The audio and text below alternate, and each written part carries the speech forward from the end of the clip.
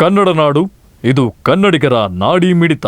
ನೀವಿನ್ನು ಕನ್ನಡ ನಾಡು ವಾಹಿನಿಯನ್ನ ಸಬ್ಸ್ಕ್ರೈಬ್ ಮಾಡಿಕೊಂಡಿಲ್ವಾ? ಈಗಲೇ ಸಬ್ಸ್ಕ್ರೈಬ್ ಮಾಡಿ, ಬೆಲ್ ಐಕಾನ್ ಅನ್ನ ಒತ್ತಿ ನೋಟಿಫಿಕೇಶನ್ಗಳನ್ನ ಪಡೆಯಿರಿ.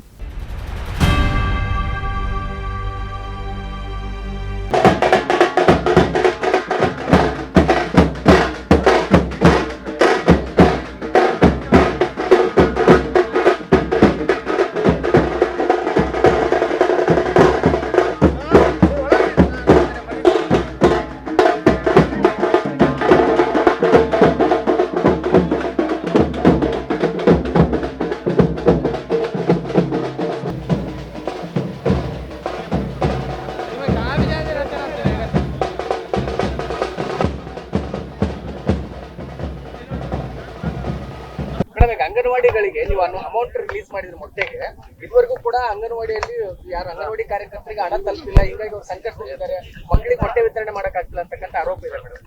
ನೋಡಿ, ಡಿಡಿ ಅವರನ್ನ ಮತ್ತು ಸಂಬಂಧಪಟ್ಟಂತ ಸಿಡಿಪಿ ಅವ್ರನ್ನ ಕರೆದು ನಾನು ಕೇಳ್ತೀನಿ.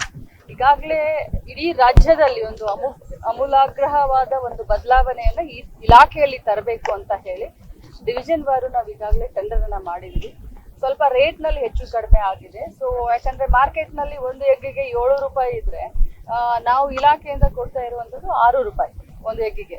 ಸೊ ಟ್ರಾನ್ಸ್ಪೋರ್ಟೇಷನ್ ಇರ್ಬೋದು ಅಥವಾ ಯಾರಿಗೆ ಈ ಒಂದು ಟೆಂಡರ್ ಸಿಗುತ್ತೆ ಅವರಾಗಿರ್ಬೋದು. ಸೊ ಹಿಂಗಾಗಿ ಅನೇಕ ಸ್ವಲ್ಪ ಗೊಂದಲಗಳಿದೆ.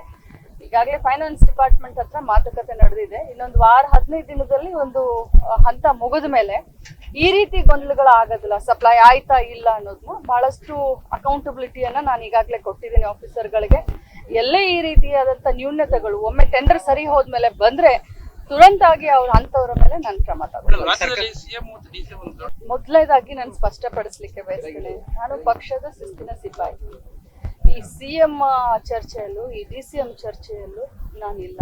ಪಕ್ಷ ಹೈಕಮಾಂಡ್ ಏನ್ ಹೇಳುತ್ತೋ ಅದು ನಮ್ಗೆ ಬದ್ಧ, ಅದು ನಮ್ಗೆ ಲಕ್ಷ್ಮಣ ರೇಖೆ. ಈ ವಿಷಯವನ್ನ ಬಿಟ್ಟು ನೀವು ಬೇರೆ ಯಾವುದೇ ವಿಷಯವನ್ನ ಕೇಳಿದ್ರು ಕೂಡ ನಾನು ಉತ್ತರ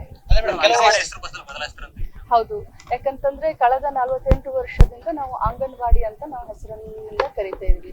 ಆದ್ರೆ ಈಗ ಸ್ವಲ್ಪ ಅಪ್ಗ್ರೇಡೇಷನ್ ಮಾಡಬೇಕು ಅಂತ ಹೇಳಿ ನಮ್ಮಲ್ಲೂ ಕೂಡ ನಮ್ಮ ಅಂಗನವಾಡಿ ಟೀಚರ್ಗಳಲ್ಲೂ ಕೂಡ ಬಹಳಷ್ಟು ಜನ more than 15,000 ಗ್ರಾಜ್ಯುಯೇಟೆಡ್ ಇದ್ದಾರೆ, ಅಂದ್ರೆ ಡಿಗ್ರಿ ಹೋಲ್ಡರ್ಸ್ ಇದ್ದಾರೆ. more than 2,000 ಪೋಸ್ಟ್ ಗ್ರಾಜ್ಯುಯೇಟೆಡ್ ಇದ್ದಾರೆ.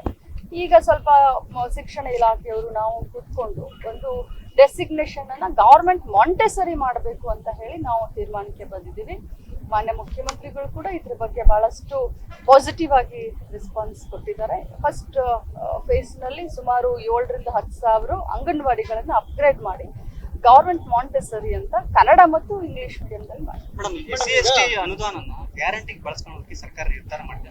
ಬಿಜೆಪಿ ಟೀಕೆ ಮಾಡ್ತಿದೆ, ಏನ್ ಹೇಳ್ತೀವಿ? 14,000 ಕೋಟಿ ಬಳಸ್ಕೊಂತಿದೆ. ನೋಡಿ, ಬಿಜೆಪಿ ಟೀಕೆಗೆ ನಾನು ಉತ್ತರ ಕೊಡೋದು ಯಾಕಂತಂದ್ರೆ ಅವರೇ ಗೊತ್ತಿದೆ. ಅವರು ಏನು ನಾವು 2013ರಿಂದ 2018 ಮಾನ್ಯ ಮುಖ್ಯಮಂತ್ರಿಗಳಾದಂಥ ಸಿದ್ದರಾಮಯ್ಯನವರು ಎಷ್ಟು SC/ST ಜನಕ್ಕೆ ಎಷ್ಟು ಇಟ್ಟಿದ್ರು ಅದನ್ನ ಎಷ್ಟು ಅವರು ತಮ್ಮ ಸರ್ಕಾರದ ಅವಧಿಯಲ್ಲಿ ಕಡಿತ ಮಾಡಿದ್ದಾರೆ.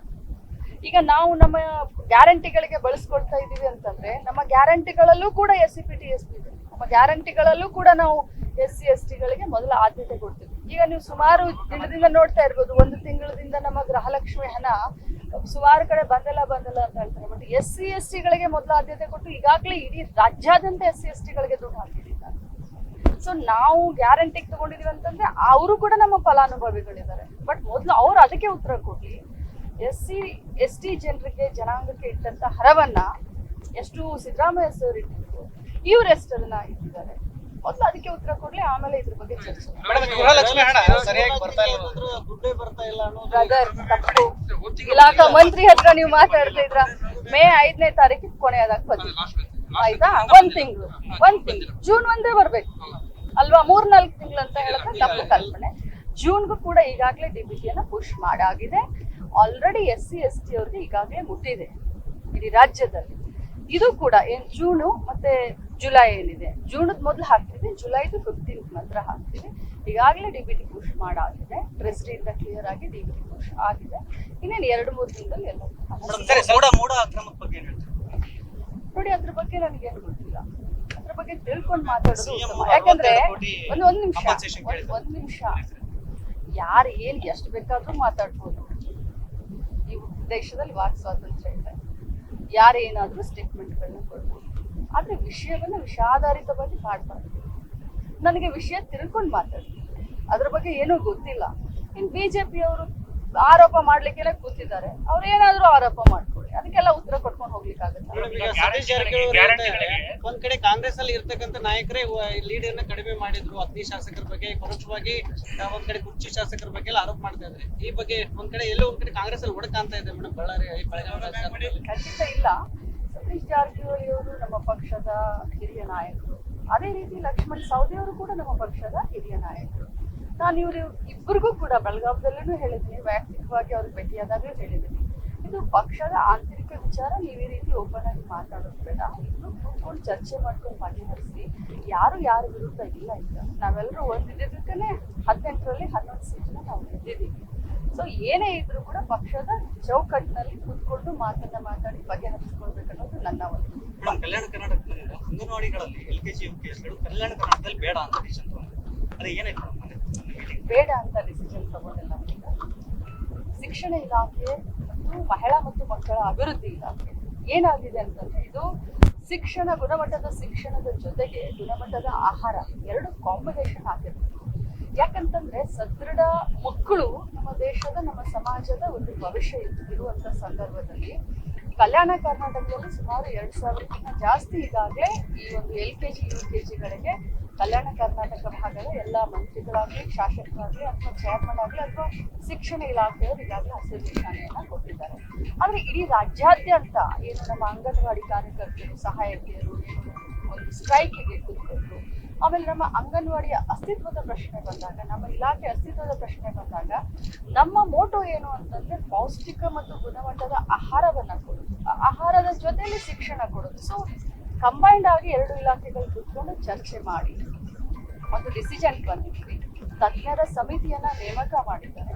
ತಜ್ಞರ ಸಮಿತಿಯ ಅಧ್ಯಯನದ ಮೇರೆಗೆ ಏನು ಮಾಡಬೇಕು ಅನ್ನೋದನ್ನ, ಮತ್ತು RTE ಅಂತ ಏನು ನಮ್ಮ ಒಂದು ಕಾಯ್ದೆ ಇದೆ, RTE ಕಾಯ್ದೆಯ ರೈಟ್ ಟು ಎಜುಕೇಶನ್ ಆಕ್ಟ್ ಕಾಯ್ದೆಯ ಅನ್ವಯದ ಅಡಿಯಲ್ಲಿ ಅಂಗನವಾಡಿಯ ಸಮಗ್ರ ಒಂದು ಬದಲಾವಣೆ, ಆಮೂಲಾಗ್ರ ಒಂದು ಅಪ್ಗ್ರೇಡೇಷನ್ ಅಂತ ಹೇಳ್ಬೋದು, ಶಿಕ್ಷಣ ಇಲಾಖೆಯ ಸಹಯೋಗದೊಂದಿಗೆ, ಆರೋಗ್ಯ ಇಲಾಖೆಯ ಸಹಯೋಗದೊಂದಿಗೆ ಎಲ್ಲರೂ ಕೂಡ್ಕೊಂಡು ಒಟ್ಟಿಗೆ ನಮ್ಮ ಮೋಟೋ ಮಕ್ಕಳಿಗೆ ಗುಣಮಟ್ಟದ ಶಿಕ್ಷಣ ಮತ್ತು ಗುಣಮಟ್ಟದ ಆಹಾರ.